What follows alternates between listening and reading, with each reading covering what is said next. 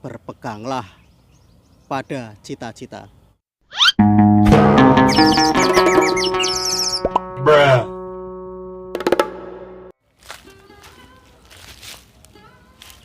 Assalamualaikum guys. Kemarin saya upload video tentang Gus Dur ya.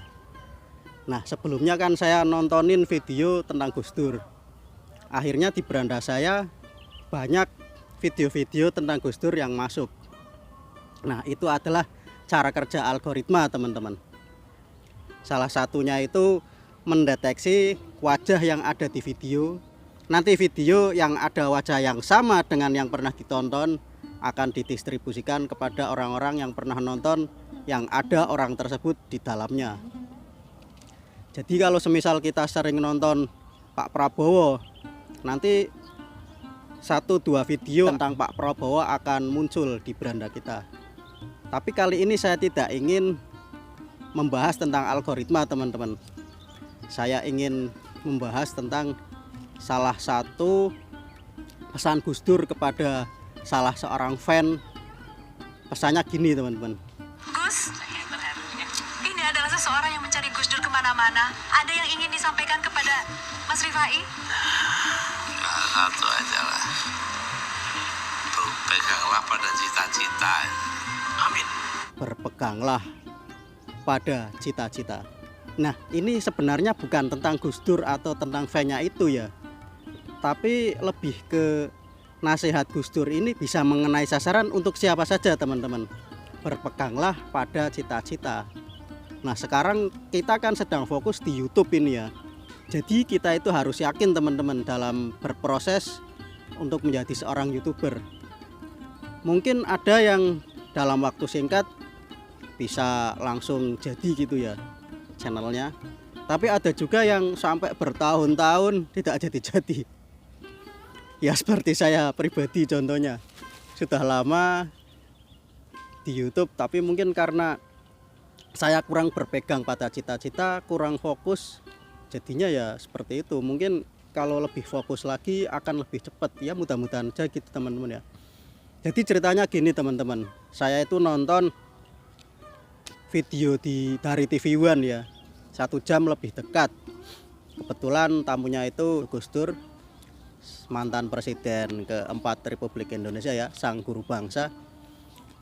Dan ternyata ada salah seorang fan asal Surabaya, seorang guru SMP bernama Ahmad Rifai. Itu sudah selama 10 tahun ingin bertemu Gus Dur teman-teman. Artinya ingin bertemu secara inten ya, bukan sekedar melihat, bukan. Ingin bertemu, pingin sowan gitulah gampangnya. Tapi karena saat itu Gus Dur itu betul-betul tokoh sentral ya, yang betul-betul susah untuk ditemui karena penjagaan ketat, pengawalan ketat. Kalaupun ada semisal acara pengajian di mana di Surabaya semisal, itu penjagaannya sangat ketat teman-teman. Jadi Mas Ahmad Rifai ini susah untuk bertemu secara inten dengan Gus Dur. Nah kebetulan dikasih kesempatan sama TV One untuk bisa jadi tamu ya, tamu di acara tersebut. Dan ketika ketemu Gus Dur, alangkah bahagianya beliau sampai susah ngomong teman-teman. Nanti kalau yang penasaran bisa nonton sendiri ya, 1 jam lebih dekat. Abdurrahman Wahid kalau nggak salah judulnya gitu. Jadi betul-betul beliau itu Mas Ahmad Rifai saking bahagianya susah ngomong. Ya nangis ya, tangis bahagia gitu, terharu. Dan waktu ketemu sama Mbah Gus Dur, duduk bareng gitu, si pembawa acara bertanya teman-teman kepada Mbah Gus Dur, pesan dari Mbah Gus Dur untuk Mas Ahmad Rifai itu apa? Nah Mbah Gus Dur bilang, berpeganglah pada cita-cita. Gitu aja, itu simpel tapi sangat hebat sekali. Nah di sini saya juga mau cerita nih teman-teman. Kebetulan kan saya sekolah SMK, tapi ya nggak rajin-rajin amat ya. Jurusan saya itu TKJ, Teknik Komputer dan Jaringan. Kebetulan waktu magang, waktu PKL itu saya belum menguasai tentang jaringan ya. Belum begitu menguasai, bahkan saat itu kan kalau misal pasang kabel itu masih kabel UTP dengan konektor RJ45 gitu ya. Saya urutan kabelnya aja belum paham teman-teman. begitu di tempat praktek, ternyata ada klien yang minta untuk dibikinkan kabel UTP itu, untuk minta dikerimpingkan gitu ya. Nah, karena saya nggak hafal urutannya, saya kebetulan saat itu internet belum seperti sekarang ya, belum mudah lah, akses masih belum mudah. Saya juga nggak ada persiapan bawa catatan gitu. Saya minta tolong ke teknisinya untuk urutan kabelnya itu seperti apa, dicatatkan lah. Dan waktu itu saya bilang kepada beliau sang teknisi ya, Pak, ada LAN tester enggak?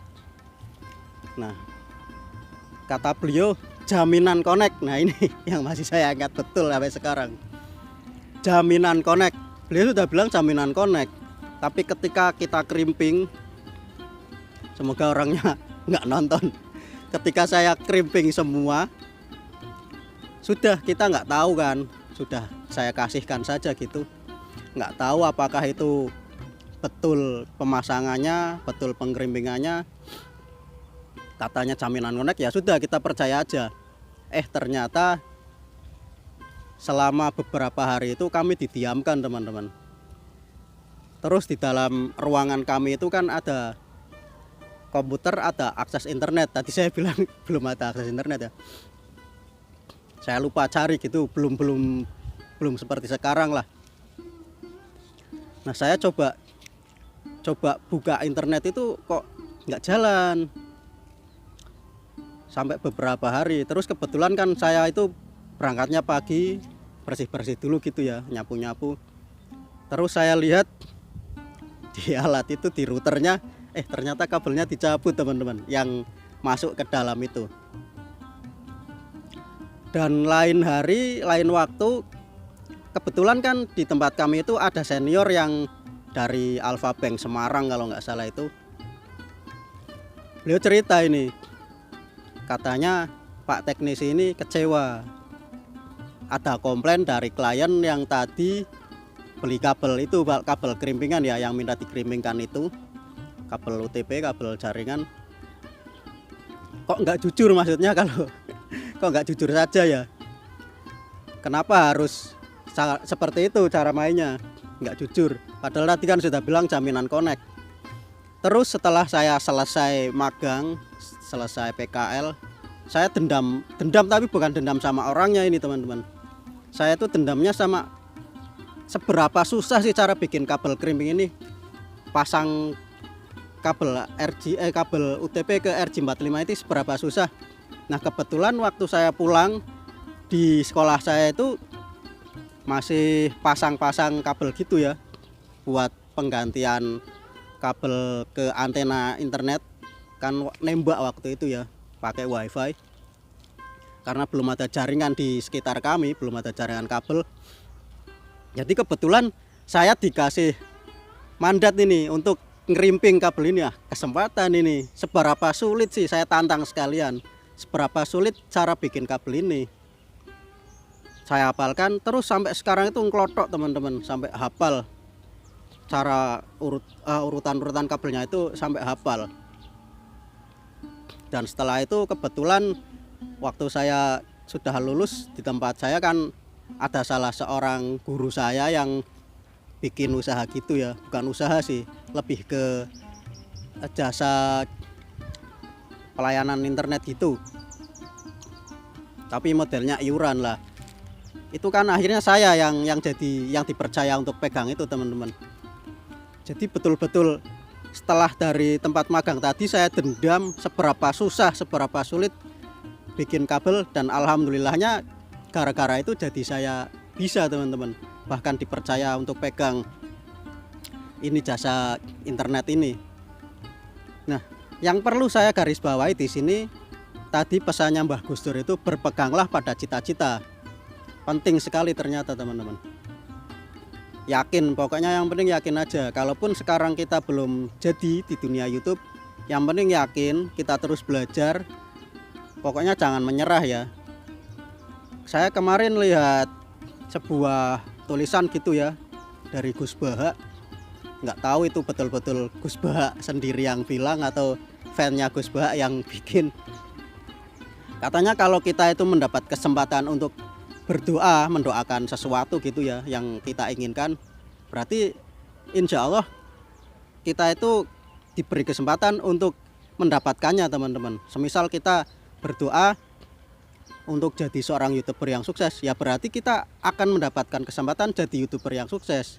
Semua itu kan butuh waktu ya, cuma masalah waktu saja pokoknya. Yang penting berpeganglah pada cita-cita. Oke, segitu dulu dari saya. Mohon maaf bila ada salah-salah kata. Assalamualaikum warahmatullahi wabarakatuh.